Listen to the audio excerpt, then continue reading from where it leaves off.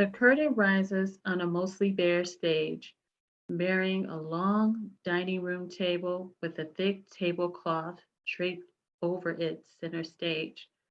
With six or more assorted chairs, the Mad Hatter is setting the table with assorted teacups, saucers, and napkins while singing a bouncy tune.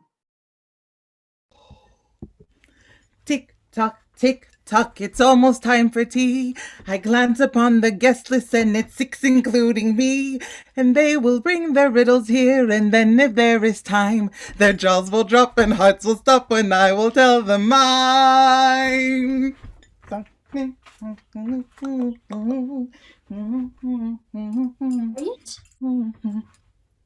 Not yet, but I'll let you know when it grows back. Your riddle, please. This isn't my... Now hold on. Who are you and where am I? Am I dreaming? Wasn't I just... All these questions. You remind me an awful lot of someone I know. I'm the Hatter! Some call me mad, and I never understand why. I seldom show my temper. I must get back to Highbury. Right this second. I have pressing matters to attend to. All in due time! As in, time will be due to resume as the riddles are solved. I see. So I am in such deep thought trying to piece together Mr. Elton's charade that I'm Charades? hallucinating. I'm rather one for cards myself. But our next guest has arrived. Odd. I don't think I'm in England anymore. That's what she said, too. Welcome! Your riddle, please. Yours too, miss. What riddle? Who are you? Again with the questions. Please, we will be answering all the questions in no time, except the due time. It's in your bag, I presume. Most things people carry are stored in bags, you know.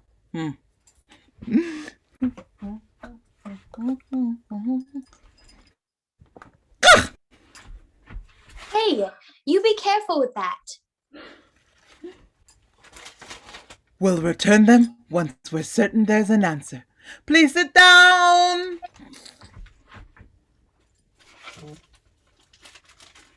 Oh, Dad. Let's help you with that. Why, thank you. I believe there's two more at my feet.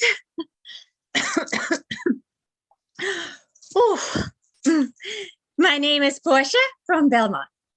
Who do I have the pleasure of? Dani at this sudden party with. I'm Emma Woodhouse from Highbury.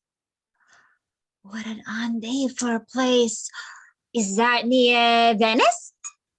No, actually in London. I've heard good things about London. And who are you?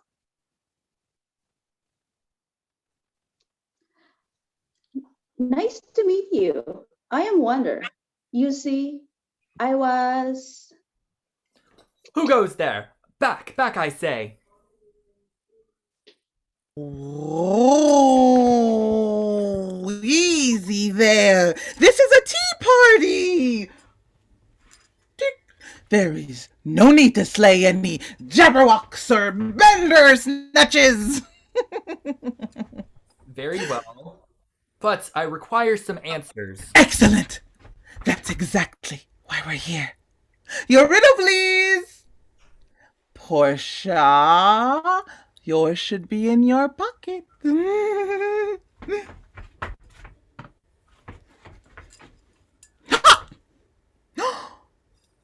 Stephen Dedalus! Everybody's here! It's time for tea, which means it's time for Glee! Your riddle, please. Okay. I left my classroom in Dublin and now I'm in Wonderland with the Mad Hatter, Oedipus, King of Thieves. Emma Woodhouse. Portia? From Merchant of Venice, right? And Wonder the Wanderer. got it. I knew I was hungover, but this is ridiculous. I can assure you that the only beverage we serve here is tea. Now, everyone, take a seat, take a seat. Now, you might be wondering why I've gathered you all today. I'm actually wondering how this guy knew who we all were. I actually was wondering. Anyway, the answer lies in a riddle. Eris, wanderer, king, matchmaker, teacher. They bring. What did we bring? It's not like we got to pack a suitcase before we will risk here. Maybe comfort? A king, teacher, and matchmaker? In a particular, serve an audience and grant him peace in their various way. Authority, perhaps? Well, aside from the wanderer and matchmaker. I was thinking more along the lines of a physical item we all brought with us. I arrived wielding my sword.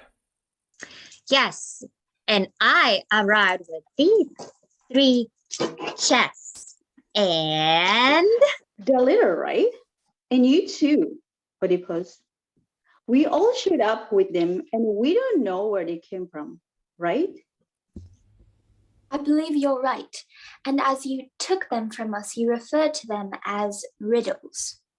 So the answer is riddles? We all bring riddles? You've done it! Yes! Indeed, each of you arrived with a riddle in hand. Well, now it is in my hand, more precisely, in my heart. Can you get to the point, please? But, of course. And do you know why I've brought you here with riddles? Let me get to solve them. Right again! We shall have a merry tea-drinking, riddle-solving party! Party? I'll pass. I was actually on the way. Oh, but you must stay. I have selected each of you because you have a riddle to share from your respective worlds. And what fun is there in solving your riddle alone? You are more likely to find an answer when you ask more people, right? That's true. I believe the saying is 2 heads are better than 1 or 6. In our case. this sounds delightful, but I really do need to return to Oh, Venice. there's no need to worry about missing anything. Wonderland time and non-Wonderland time do not appear together on the same clock. So essentially, time in my world is paused until when exactly?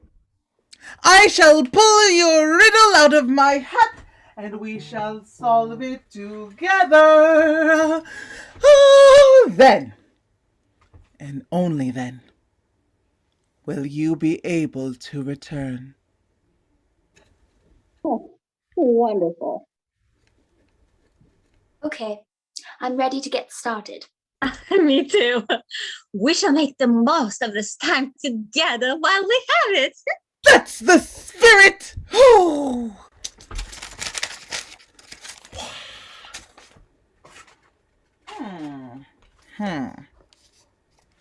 As I was going to St. Ives, I met a man with 7 wives. Each wife has 7 sacks. Each sack has 7 cats. Each cat has 7 kits. Kits, cats, sacks, wives. How many were going to St. Ives? I believe this one is mine, for I was, in fact, en route to St. Ives before arriving here. This seems like it will require some calculations. Does anyone have a pen and a paper? No, but here is a small, soft material next to this small bowl with a handle. That is a napkin, and that's right here from Thebes. I assure you we have items like these in Thebes. What's wrong with that? Anyway, hand me that napcloth if you don't mind.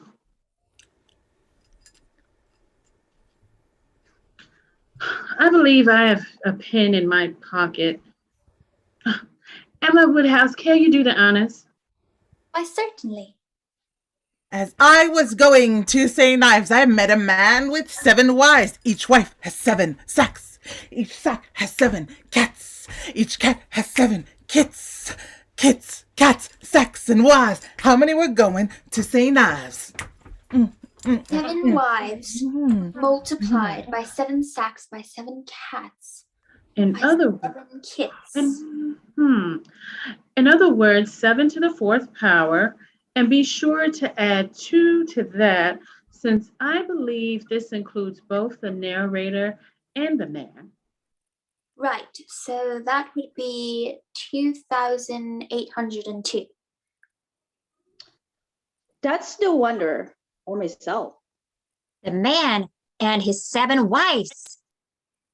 49 sacks, 343 cats, and 2,401 kits. 2,802 were going to St. Ives.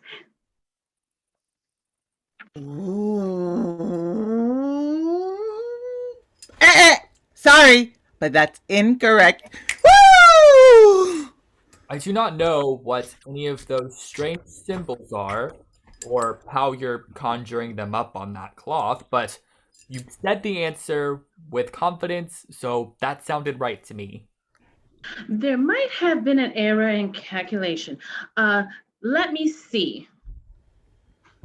7 times 7 times 7 times 7. That is a lot of times for a lot of tea parties. Which gives us 2,800 plus 2. Yes, it should be 2,802 going to St. Ives. Perhaps we should consider how the riddle was worded instead of looking at the numbers for a moment. If only those doing the traveling should be counted. That would be the wanderer here, the man, and the 7 wives. For everything else is carried. Right. There should be 9 going to St. Ives then. Oh! Sorry, still incorrect. Wait, do you not know the solution yourself? It wouldn't be much of a party if everyone immediately gave their own answers upon arriving. Then we wouldn't be having so much fun! It specifically says kits, cats, sacks, and wives in that last line, so could that be the sum? That would be 2,800 going to St. Ives. No, that wasn't it. I'm afraid. This riddle has stumped the party! Would anyone like more tea? I still believe we're missing something, given how this riddle is worded. What do you mean? As I was going to St. Ives, that I refers to wanderer here. You encounter the man with 7 wives and so on, but are they also going to St. Ives? It's possible that the answer could be wonder plus anyone who happens to be traveling in the same direction. It doesn't specify who is going and who is leaving, though. Right. I do think the answer is a number. I propose we start at the beginning and work our way up. That could take hours. Plus, do you know any numbers aside from... 1, going to St. Ives. Wonder vanished. Of course!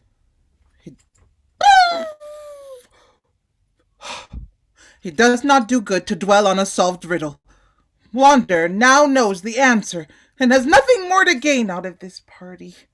So you weren't kidding. We can leave once our riddle is pulled and solved. I'll pull mine next. I need to know my answer to lift a curse. I need mine on next so I can be betrothed to worthy suitor. I need to return to London to relay mine to Harriet. We will get to your riddle as soon as we pull it out of my hat. Now settle down and get ready for this next one. Ooh.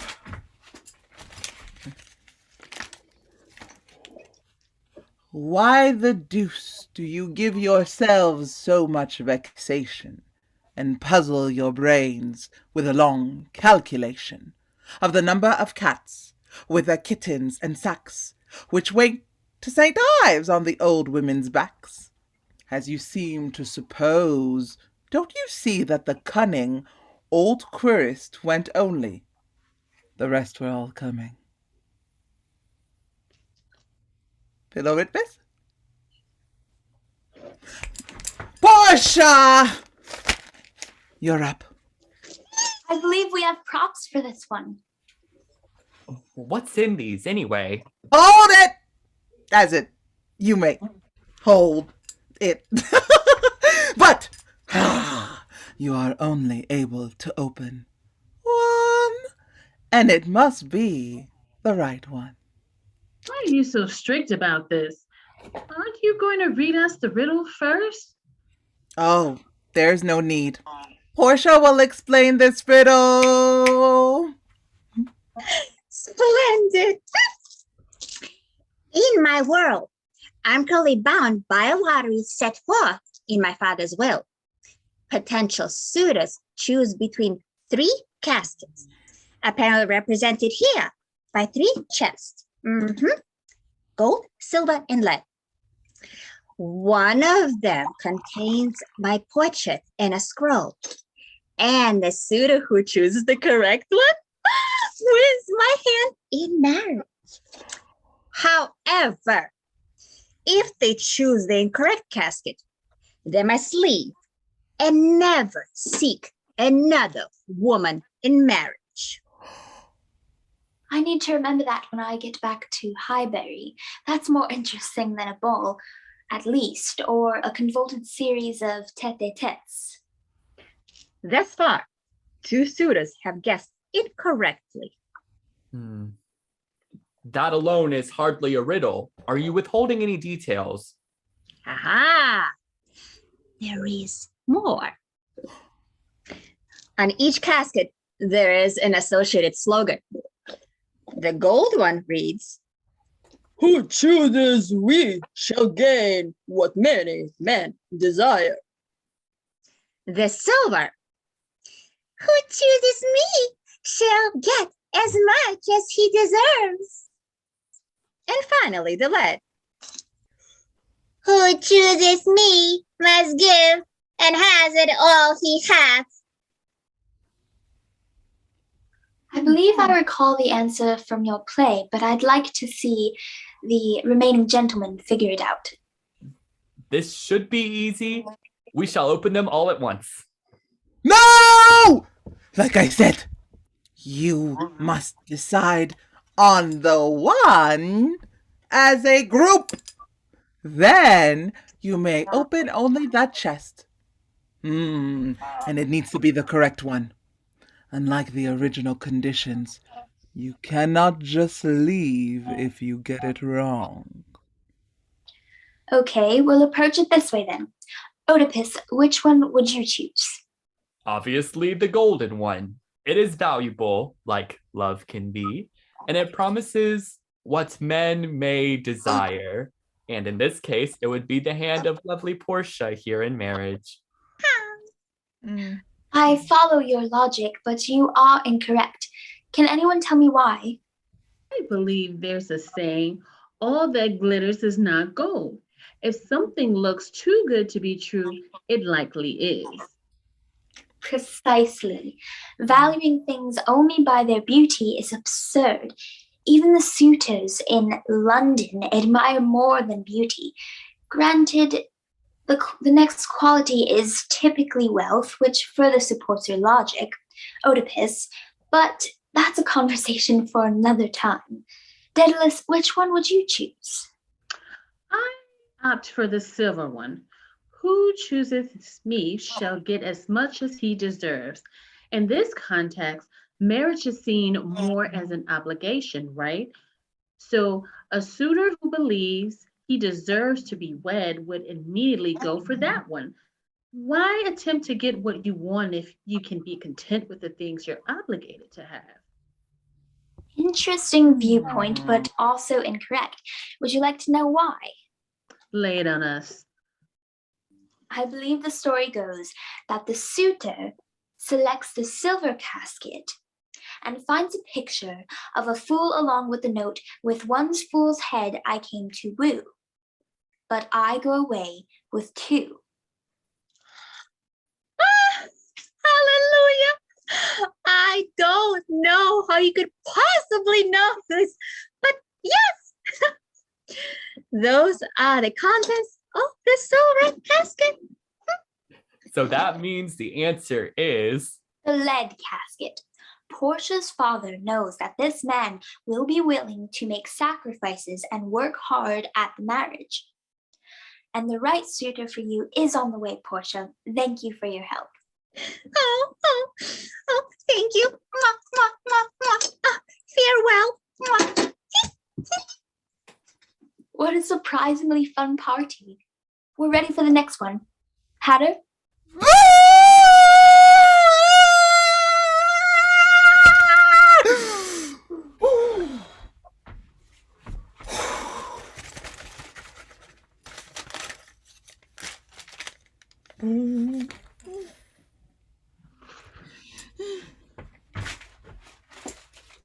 Oh, this one is for Oedipus, the Sphinx riddle. That's all it says. Oedipus, care to elaborate? absolutely. There I was. I had just slain King Laius of Thebes and his guards and approached the Sphinx to solve the riddle. With the head of a woman and the body of a lion, the monstrous Sphinx stood guard at the gates of that city of Thebes. She would tell every traveler a riddle and would let them pass if they got it right. However, they would make a meal of them if they got it wrong. So please help me to solve it so I'll live another day. Here it is. A thing there is, whose voice is one, whose feet are 2, 3, and 4. Is it a family?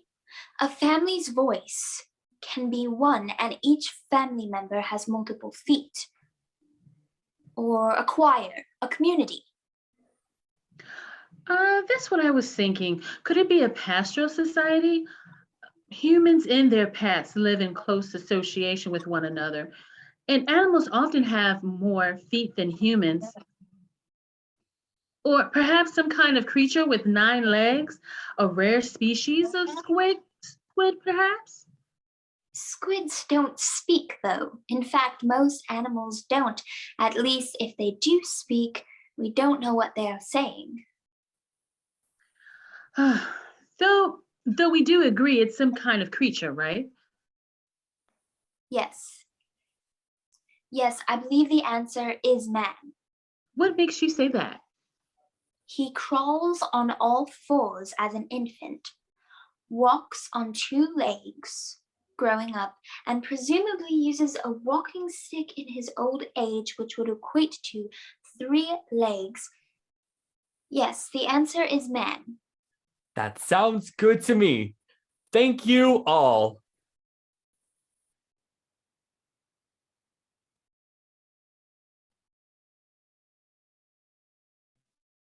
He's in for a bit of a shock once he finds out who his wife is, isn't he?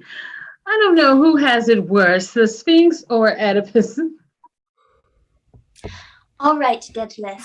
It's you and me. Bring it on, Harry.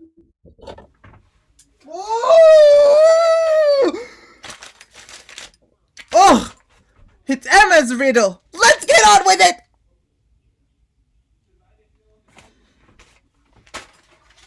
Well, truth be told, I didn't coin this charade, but Mr. Elton did. It reads, to miss, the identity of the recipient is intentionally left blank. My first displays the wealth and pomp of kings. Lords of the earth, their luxury and ease, another view of man my second brings. Behold him there, the monarch of the seas. But ah, united what reverse we have, man's boasted power and freedom all are flown. Lord of the earth and sea, he bends a slave. And woman, lovely woman, reigns alone. Thy ready wit the word will soon supply, may its approval beam in that soft eye. For context, I believe it is about my dear Harriet, that soft eye. Soft is a very word for her eye, and the ready wit is directed to her as well. Can it be woman? And woman, lovely woman, reigns alone? Can it be Neptune? But hold him there, the monarch of the seas? Something about mermaids and sharks. Oh, Miss Woodhouse, do you think we'd ever find this out? What's this about mermaids and sharks? Do you seriously not know the answer? And how do you know my surname? I do know it. I read your story. My first displays the wealth and pomp of kings, lord of the earth, their luxury and ease. This is court. I see. And then? Another view of man, my second brings, but hold him there, the monarch of the seas. This is ship. Put it together, and what do you get? The answer you're looking for is courtship. Courtship! I shall be delighted to tell Harriet. Thank you, Mr. Dedalus, and thank you for a good time, Hatter.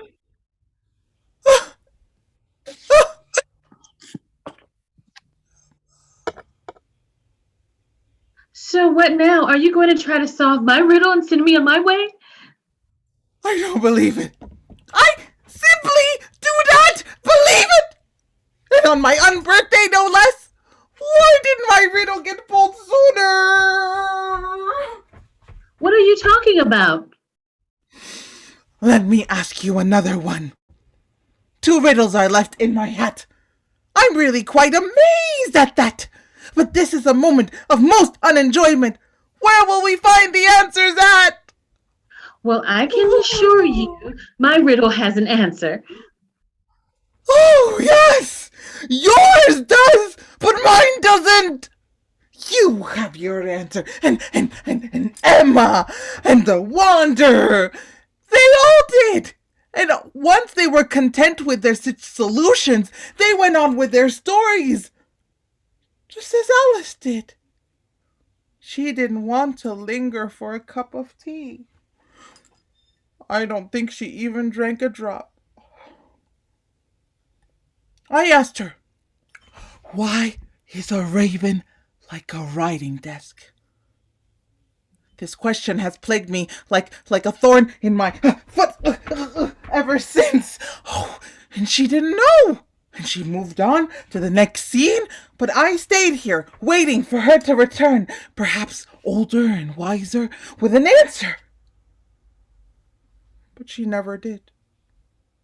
The March Hare and the Dormouse, they grew tired of my incessant asking. No one in Wonderland knows why the raven is like the bloody writing desk. And I thought I could gather a group of these like me, with riddles to be solved, and you all could grant me peace. I thought. By gathering those known to curate and solve riddles and other literary worlds, you thought we'd pull your riddle early on and figure it out for you? Solving riddles like remembering a name or finding a lost item allows you to revel in moment, celebrate your victories, and then move on. But you're unable to solve it. I don't want to give up. I have to know why the raven is like the writing desk. But the thing about your riddle is that there isn't an answer, right? At least not until after the fact. What do you mean? There's no answer. Who would coin a riddle with no answer? Well, Lewis Carroll apparently, but he did eventually provide an answer after some. Out with it! What is it?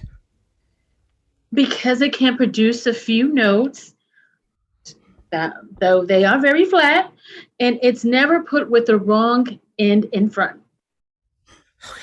Because it can produce a few notes today, though they are very flat, and it is never put with the wrong end in front. That is the answer! Woo!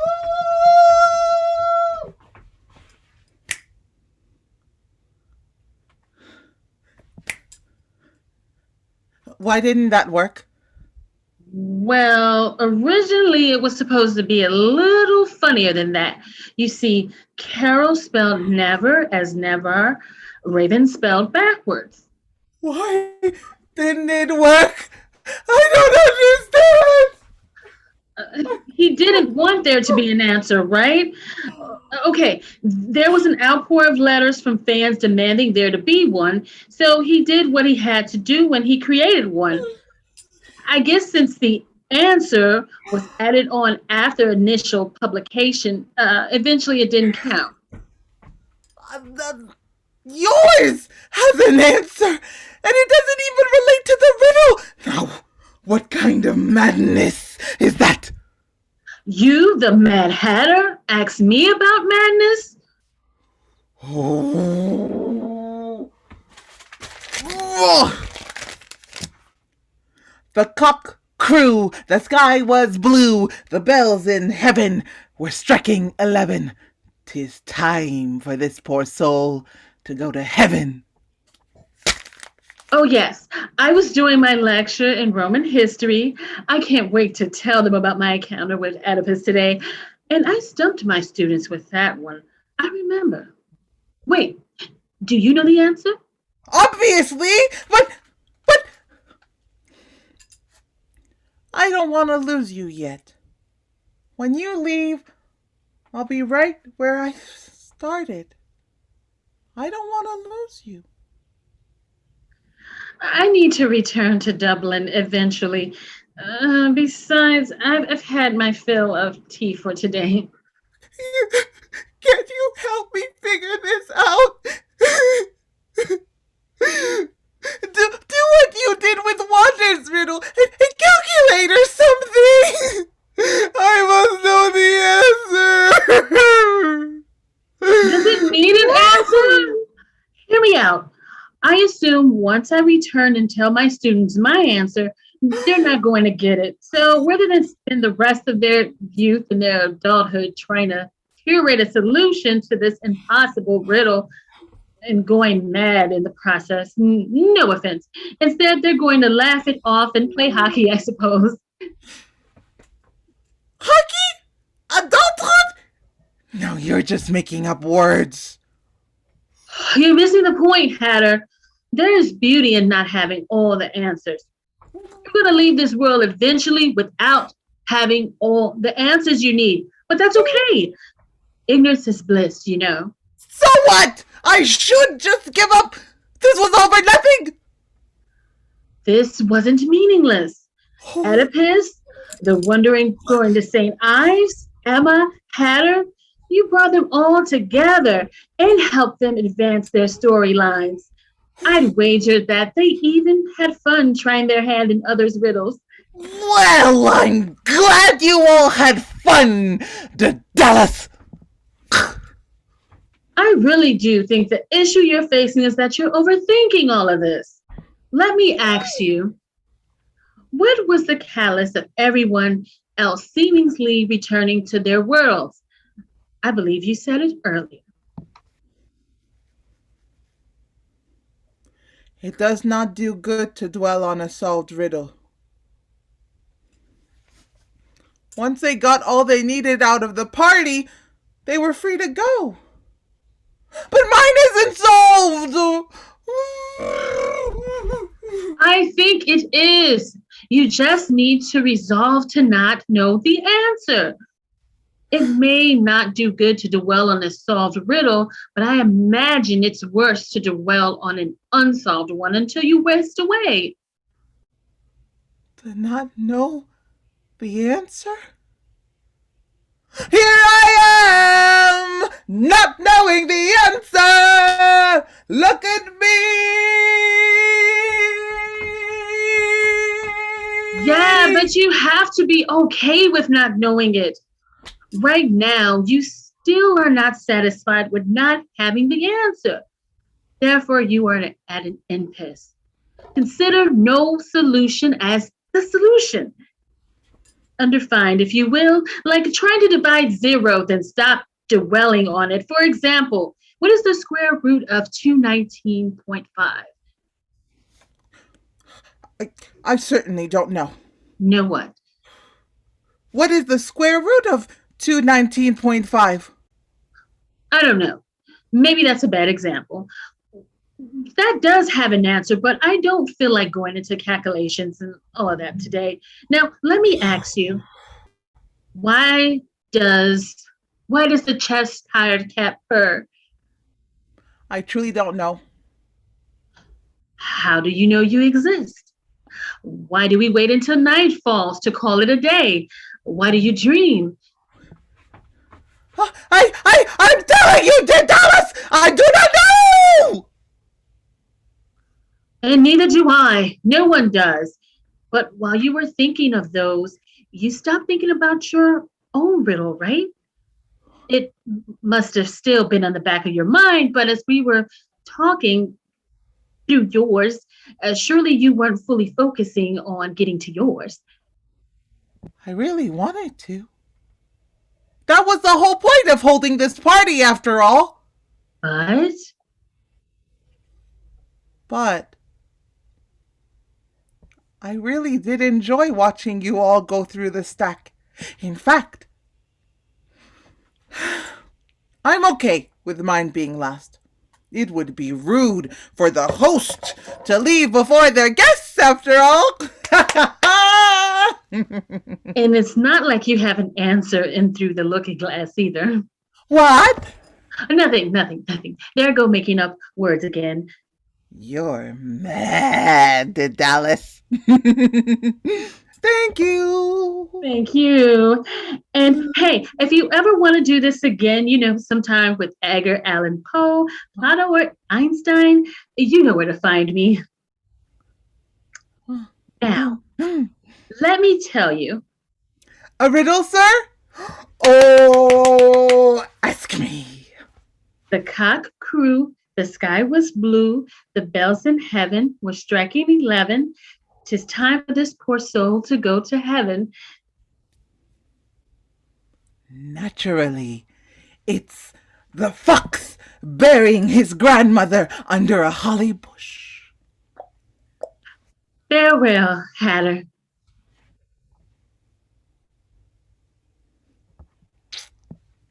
Tick tock, the clock's about to chime. The total of the riddle solved is 6, including mine. Is there a lesson learned today after our time for tea? I should be going, simply knowing there doesn't need to be.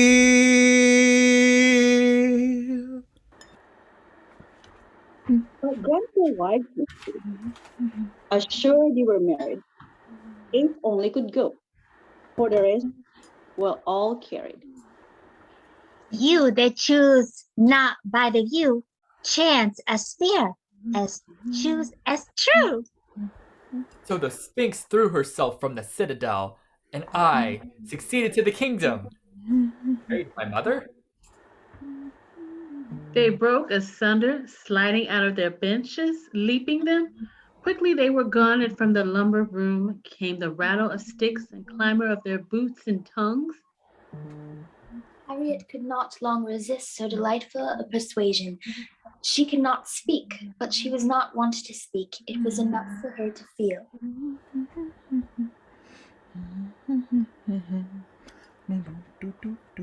Why is a raven like a writing? Writing desk? I haven't the slightest idea!